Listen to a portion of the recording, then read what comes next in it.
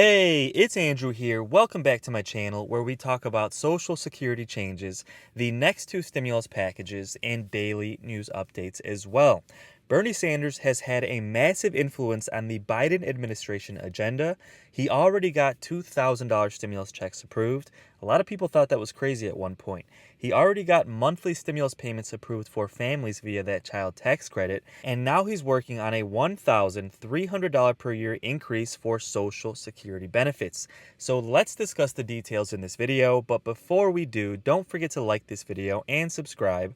I also have a second channel, so if you could do me a huge favor and go and subscribe to my second channel, all you have to do is click the link in the description of this video. Go ahead and subscribe there. It really goes a long way in supporting my work. Now, Bernie Sanders is really focused on ending poverty in this country, and he recently said, "The U.S. has one of the highest rates of childhood poverty in the industrialized world. In the coming weeks, 39 million American families and 88% of children are going to get much needed relief in the form of monthly stimulus payments. It's a good start, but we must do more."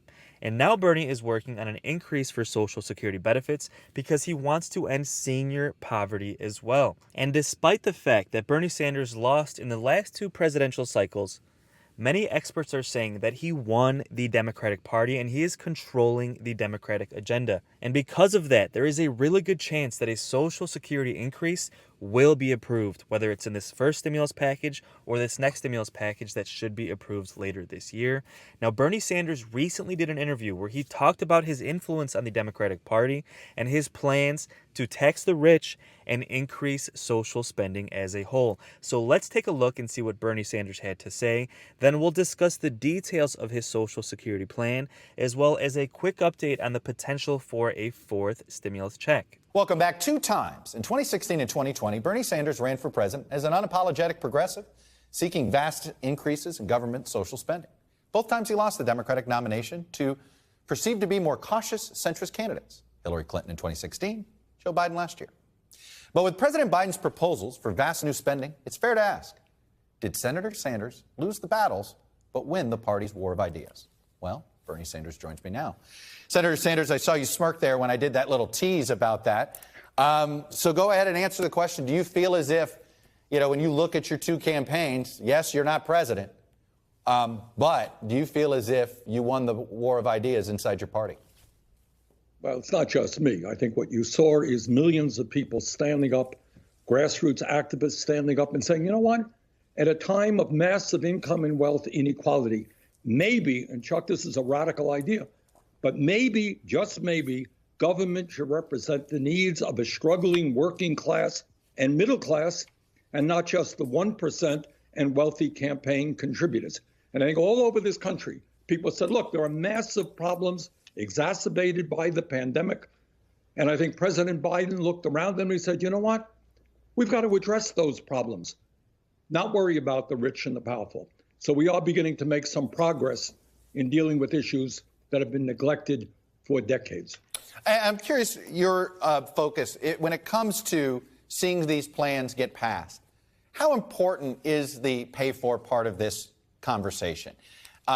How much of this, in your mind, is you're willing, deficit spending, these are investments, you'll get return, and how important do you think it is that you reform the tax code and use that to pay for this?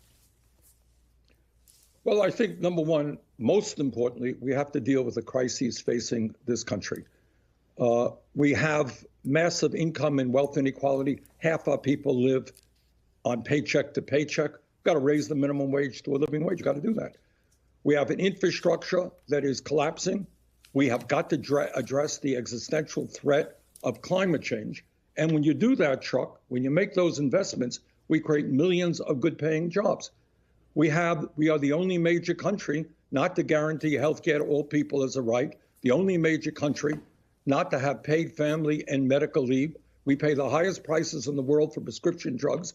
Hundreds of thousands of kids can't afford to go to college, and millions leave school deeply in debt. Well, you know what? You got to address those issues.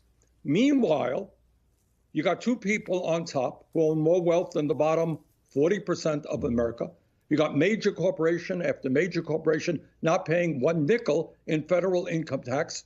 Warren Buffett, one of the richest guys in the world, reminds us that the effective tax rate for working families is higher than it is for the billionaire class. So in terms of pay for, yeah, I do think we need progressive taxation, which says to the very rich, Biden says the cap should be, the floor should be 400,000. Yeah. Nobody under that should pay more in taxes. But yes, the very rich and large corporations should start paying their fair share of taxes to help us rebuild America and create the jobs that we need. If you have to make the choice, because some of your Democratic Senate colleagues seem to have a little bit of nervousness about voting for some of these tax increases, but they will vote for the spending.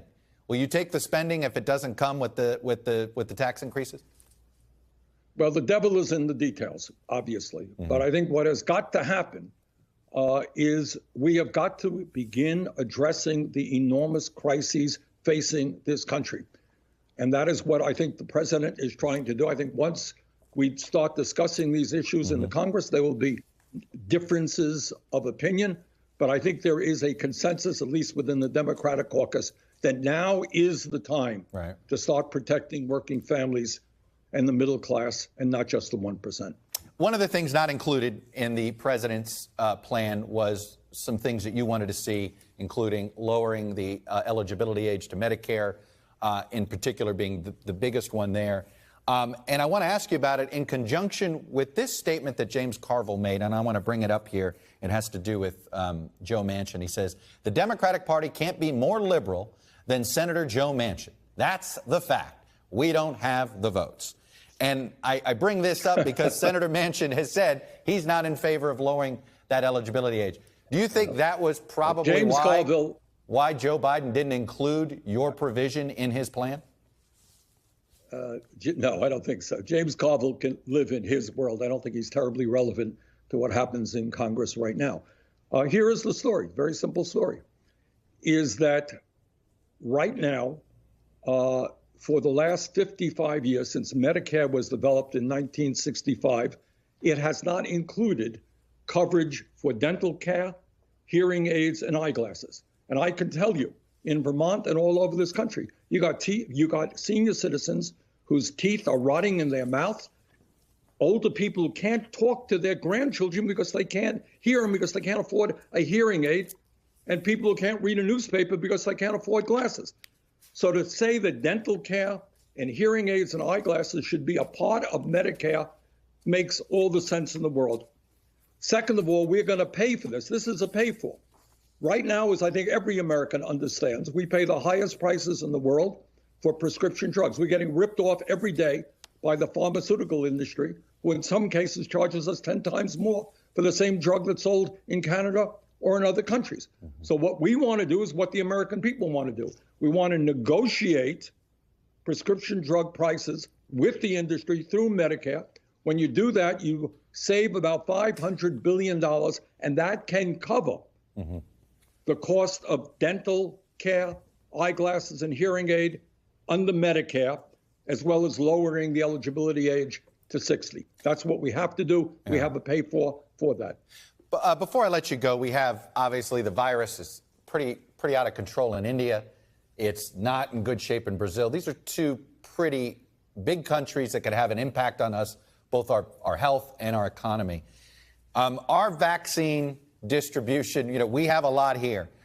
Should we start sharing it faster than we are now, particularly when you see what's going on in our hemisphere and in India? Should we be more aggressive here? It seems like we've been a bit, some might argue, overly cautious about our vaccine supply.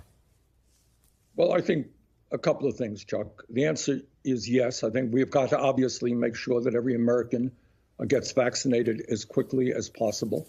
But I do think not only do we have a moral responsibility to help the rest of the world, it's in our own self-interest. Because if this pandemic continues to spread in other countries, it's going to come back and bite us at one point or another. But the second thing we should do is not only make sure that excess vaccines in the United States get around to countries that need it, we should deal with this issue through the World Trade Organization of protecting the intellectual property rights of the drug companies. And I think what we have got to say right now to the drug companies, when millions of lives are at stake around the world, yes, allow other countries to have these intellectual property rights so that they can produce the vaccines that are desperately needed in poor countries. There is something morally objectionable about rich countries being able to get that vaccine, and yet millions and billions of people in poor countries are unable to afford it. Glad you brought up the intellectual property rights issue, because that is something we want to get manufacturing started as soon as possible in some of these remote areas. Anyway, Senator Bernie Sanders, the progressive independent from Vermont, thanks for coming on. So Bernie Sanders being tough on pharmaceutical companies. He wants to lower drug prices. He wants to use that savings to expand Medicare, to lower the Medicare eligibility age to 50, expand Medicare coverage for vision, dental, and hearing care as well. And guys, let me know your thoughts on that in the comments below. He also wants to force these pharma companies to share the vaccine with the rest of the world, basically which would cut into their profits but would help save lives. Let me know your thoughts on that as well. Now, as far as Social Security benefits, Bernie Sanders has a plan, and he believes that every American has the right to a secure retirement. And he wants to increase Social Security benefits across the board for everybody who is on Social Security. And he wants to pay for this by taxing the rich. Now, currently, if you make over $140,000 per year, you no longer pay into the Social Security tax. He wants to make sure that everyone who makes over $250,000 per year will continue to pay into that tax. This would assure that Social Security would be funded for the next 52 years. He also wants to increase Social Security payments by $1,300 per year for seniors with incomes of $16,000 or less. So if you're watching this video and you make $16,000 per year or less, Bernie Sanders wants to increase your annual payment by $1,300. That is over $100 per month. He also wants to create a minimum benefit, which would be 125% of the poverty level, ensuring that nobody on Social Security is forced to live in poverty. And lastly, he wants to increase the COLA adjustment, which would take into account these extreme prescription drug prices. So at the same time, he wants to lower drug prices, but in the meantime, he wants to make sure that the COLA adjustment takes into account these massive prescription drug costs. And now the COLA increase is supposed to take into account inflation, but the inflation of drug prices have far outweighed the normal level of inflation, and those costs are not calculated into the COLA increase. So he wants to change the COLA calculation to take that into account, which would also create a bigger annual increase as well, on top of this $1,300 per year increase that he wants to do across the board for everyone who makes less than $16,000 per year. Now, that's just the high-level overview of Bernie Sanders' plan. I'm going to make a follow-up video that goes deeper into detail on his plan to increase Social Security benefits as well as expand Medicare as well. But before we end this video, let's do a quick update on the fourth stimulus check. Now, we all know there are two more stimulus packages coming, the Infrastructure Plan and the American Family Plan. Now, there are over 80 Democrats who are pushing Biden to include a fourth round of stimulus checks, and we also expect this Infrastructure Plan to be approved by the end of September. That is the hard deadline. At the same time, we have Pelosi who promised to have it done by the 4th of July. But either way, once this thing starts coming together and Congress starts formally writing the infrastructure plan, we're going to have to see, will these 80 Democrats actually put pen to paper and try and include the fourth round of stimulus checks? Because that is what we need to happen. They've already vocally said they want this done, but will they actually push to have it come to fruition? So we're currently watching the infrastructure bill and these 80 Democrats to see if they actually push to include it in this bill. And again, the current timeline for that is either the 4th of July, which is what Pelosi promised, or the end of September, which is the hard deadline to get this package done. Of course, we then have a second stimulus package after that, which is called the American Family Plan, and Democrats might push to include that fourth check in that as well. And remember, we're also pushing to have Social Security benefits increased in these packages as well. Currently, we believe there's a chance they might include it in the American Family Plan, so we should have a lot of updates on Social Security changes, the next two stimulus packages, and daily news updates as well. So guys, thanks for watching. Don't forget to subscribe. I will keep you posted as things develop. So with that said, thank you so much for watching, and until the next video, take care and have a great day.